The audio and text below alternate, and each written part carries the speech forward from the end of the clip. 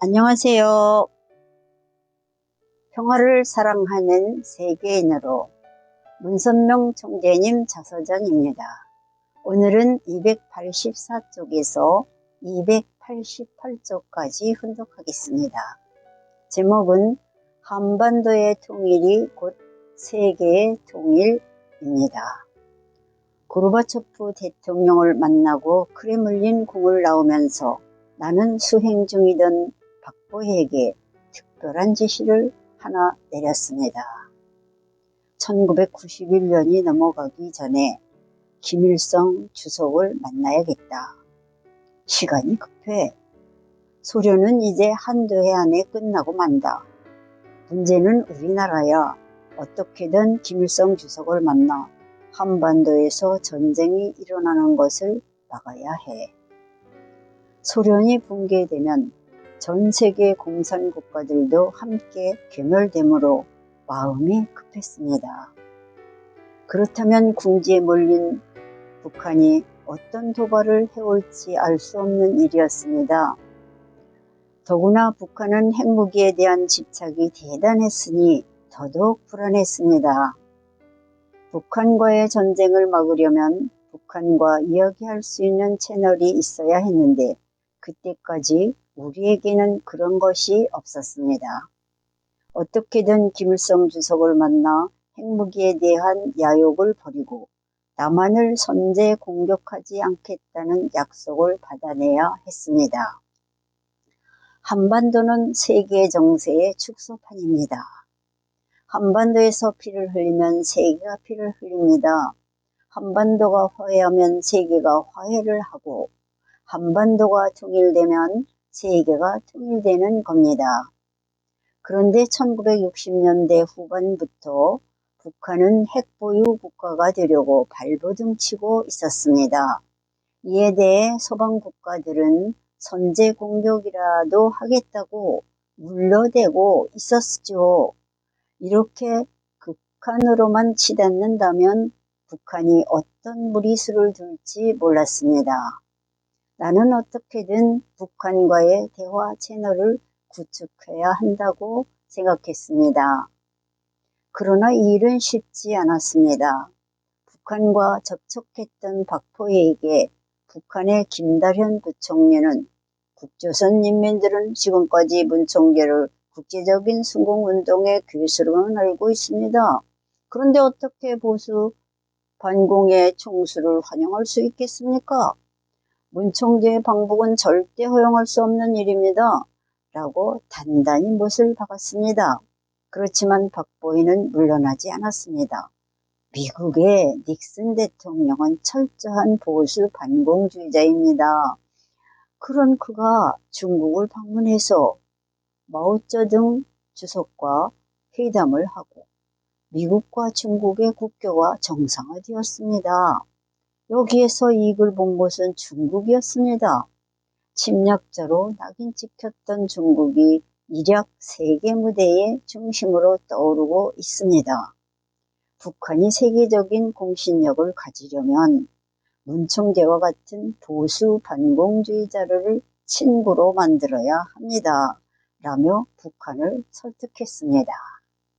마침내 1991년 11월 30일 김일성 주석이 우리 부부를 초청했습니다.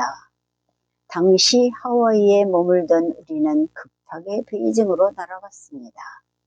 중국 정부가 내준 베이징 공항의 귀빈실에서 잠시 기다리고 있으니 북한 대표가 나타나 공식 초청 문서를 내놓았습니다. 초청장에는 평양의 관인이 선명하게 찍혀 있었습니다.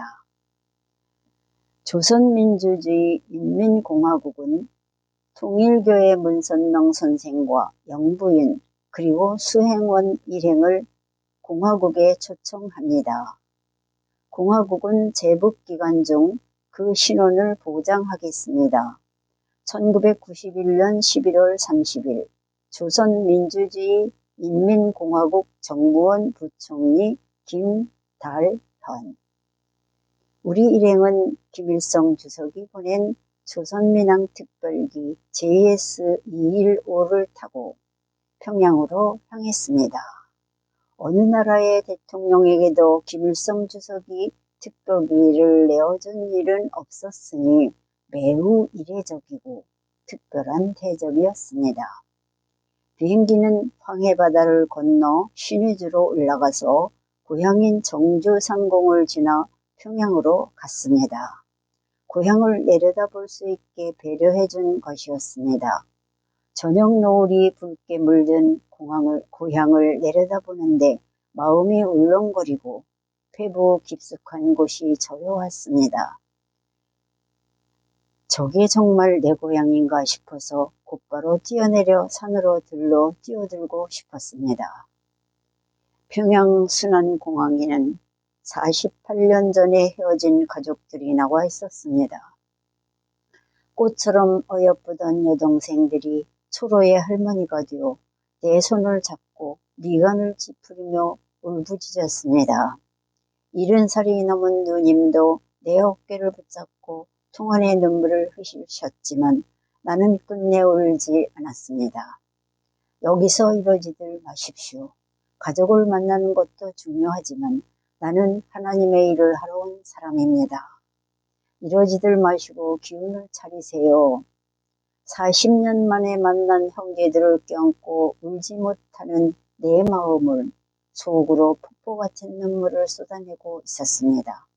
하지만 나는 마음을 추스르고 숙소로 향했습니다. 다음날 평생의 습관대로 새벽에 일어나 기도를 했습니다.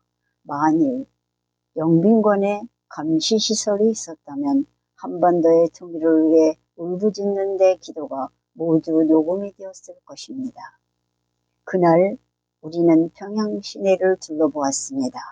평양은 주체사상의 붉은 표로 완전히 무장되어 있었습니다.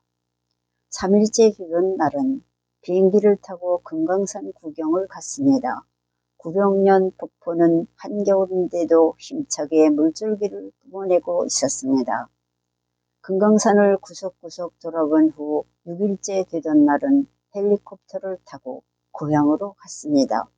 꿈속에서도 그리워 한 걸음에 내달리던 그 집이 바로 내 눈앞에 나타났습니다.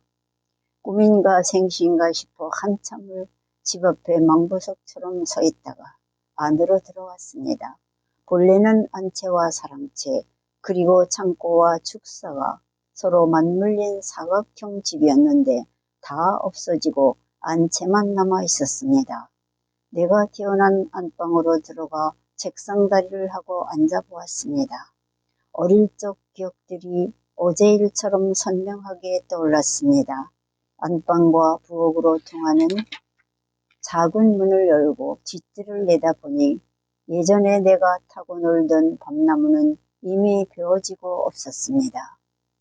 우리 쪼꼬눈이 배 안 고프나? 하고 어머니가 다정하게 나를 부르는 듯 했습니다.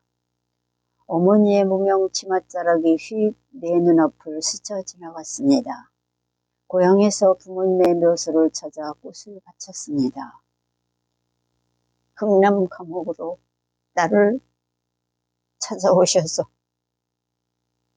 피눈물을 흘리시던 어머니의 모습이 내가 본 그분의 마지막 모습이었습니다. 어머니의 무덤 위에 간밤에 내린 눈이 살포시 덮여 있었습니다. 나는 흰 눈을 손바닥으로 쓸어내리고 어머니의 묘에 자란 떼장을 한참이나 쓰다듬었습니다.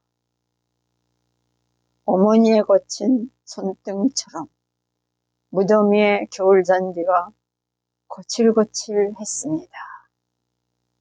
오늘은 여기까지 후덕하겠습니다. 경청해 주셔서 감사합니다.